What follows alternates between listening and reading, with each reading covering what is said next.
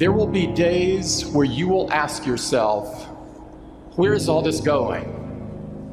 What is the purpose? What is my purpose? In high school, I thought I'd discover my life's purpose when I could answer that age-old question, what do you want to be when you grow up? Nope. In college, I thought I would discover it when I could answer, what's your major? Not quite. I thought that maybe I'd discover it when I found a good job. Then I thought I just needed to get a few promotions. That didn't work either. I kept convincing myself that it was just over the horizon, around the next corner. Nothing worked, and it was really tearing me apart. Part of me kept pushing ahead to the next achievement, and the other part kept asking, is this all there is? I've often said that I wished people could realize all their dreams and wealth and fame, and so that they could see that it's not where you're going to find your sense of completion. I realized one night in LA that the purpose of my life had always been to free people from concern. I can tell you from experience, the effect you have on others is the most valuable currency there is. When you work towards something greater than yourself, you find meaning, you find purpose. When you keep people at the center of what you do, it can have an enormous impact. All life is interrelated. We are all bound together into a single garment of destiny. But under the sky, under the heaven, man, there is but one family. It just so happened, man, that people are different. That's the only thing that's important, really. Letting each other know we're here. Reminding each other that we're part of a larger self. Deep inside of you lives a hero who wants to do something great with your life, who wants to inspire other people, who wants to do creative work, who wants to change the world. Maybe you're so numbed out that you've forgotten who you truly are. The fact that you are alive today means there is a mighty call on your life to do something with the rest of your life. When you're convinced that your cause is right, have the courage to take a stand. Use your minds and hands and your hearts to build something bigger than yourselves. If you see a problem or an injustice, recognize that no one will fix it but you. A change in the world that seems so clear that you are sure someone else is going to do it, but they're not. You will. Ideas don't come out fully formed.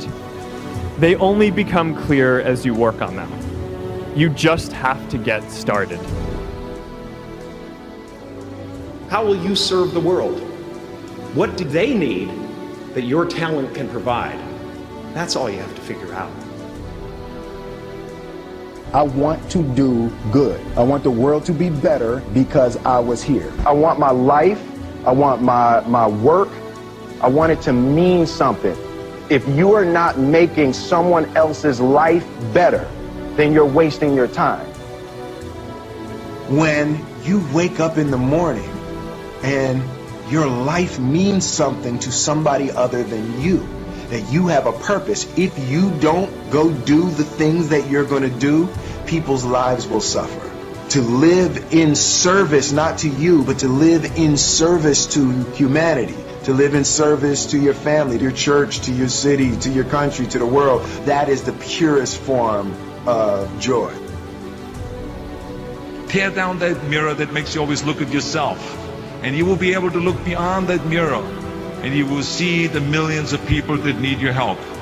Reaching out and helping people will bring you more satisfaction than anything else you've ever done.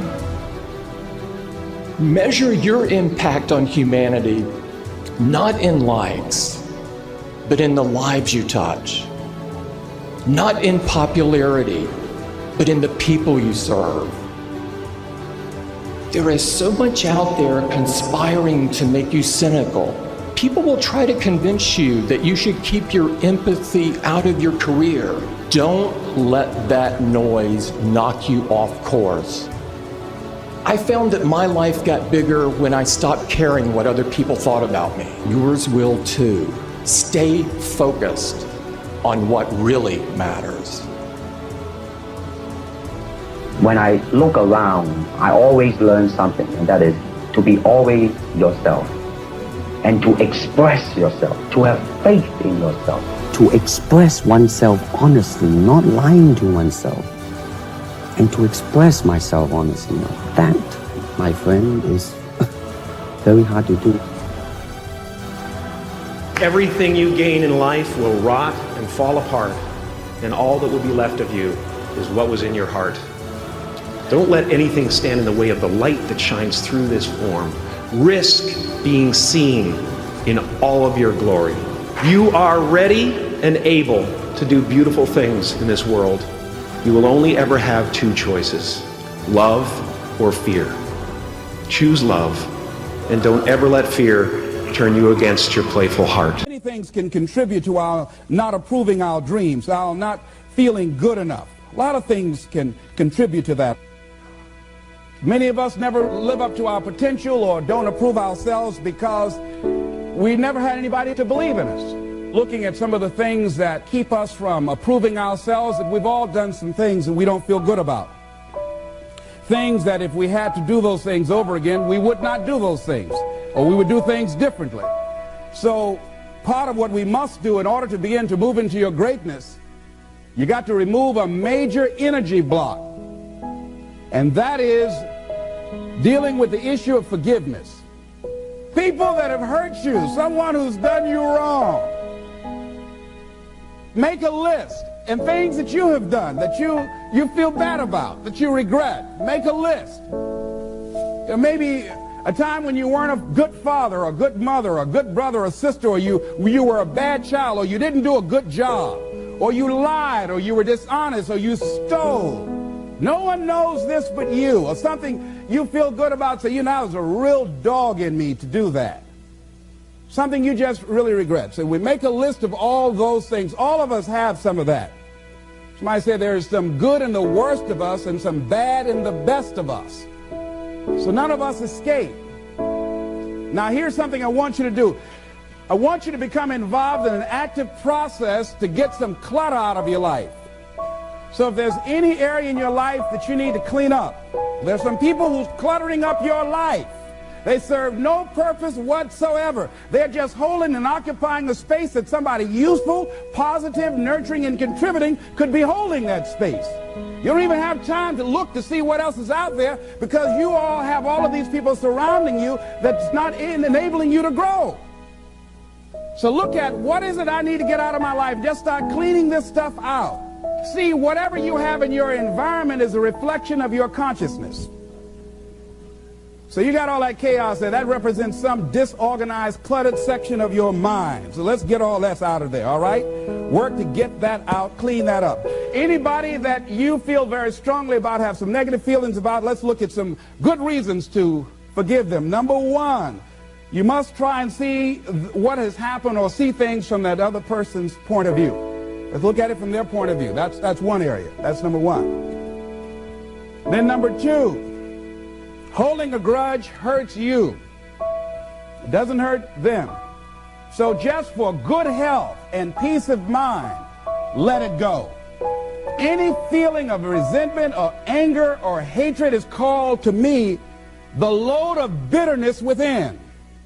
Every thought that we entertain produces a chemical in our brain that impacts the body's immune system. And besides, this person you're hating, they probably are not even aware of it. Don't even know you're really hating them. You've turned up the steam. Gone from dislike to hate, intense hate. And here you are killing yourself, making yourself vulnerable to various types of illnesses, putting yourself in bad health. And I say that person is not worth your sacrificing your health or 1 minute of peace of mind. 1 minute of anger robs you of 60 seconds of happiness. So decide it doesn't matter. Let it go. and experience the dignity and the magnanimous sense of character of being big enough to move on and get on with your life, letting it go so you can grow. See, all of us have greatness within us. But when you don't come to grips with your greatness and you don't work to develop it, if you're not seeking it out, if you're not finding where it is, if you're not trying to locate it, if you're not experimenting with your life to try and find out what fits for you, I'm saying that you're positioning yourself to be a miserable person, an unfulfilled person. How else do we do it? Procrastination. We just put things off over and over and over again. Why? Because we haven't accepted it. We don't feel deserving. We don't feel that we're good enough. So we sabotage ourselves by not ever taking care of business. We get real busy doing a lot of things where we don't have any time. We start doing so many things, we just give our time away until we don't have any time for ourselves or any time to do the things that we want to do. And every time you put it off and move it back, oh, I'll do it one day, oh yeah, I'm going to get to it. I'm saying to you that one day you look around and there goes a year, there goes 2 years, there goes 3 years. So if there's something you want to do, do it now. Do it right now. Don't put it off. Start right now where you are. There will never be a perfect, ideal time. Whatever you have going for you right now, that's enough. Work on that idea. Work on it, work on it, work on it. Watch out with the relationships you have. What kind of person are you becoming because of the relationships that you have right now? Do those people contribute to you? Do they help you grow and develop yourself? What kind of person are you becoming? People who have not accepted greatness for themselves, these people don't study, ladies and gentlemen. These people don't study. They don't have time for personal growth and development. They don't have time to work on their minds. No, they don't have time for that. Too busy for that. To determine the height of your self-approval, it's important that you evaluate yourself because you know you quite well, but it's almost impossible to do it totally by yourself. You must get some caring feedback. Find somebody close enough to you that has observed you or been around you that you value their opinion and ask them, how do they see you? How do they rate you in terms of your self-esteem? And then compare what you have with what they say. See, there are things many times that people can see in us that we can't see because it's a blind spot. When someone pays you a compliment, can you handle it well? Can you handle compliments well? That's a good barometer about your self-esteem. Can you handle criticism well? Can you give criticism? What are your expectations? What do you expect to get from life?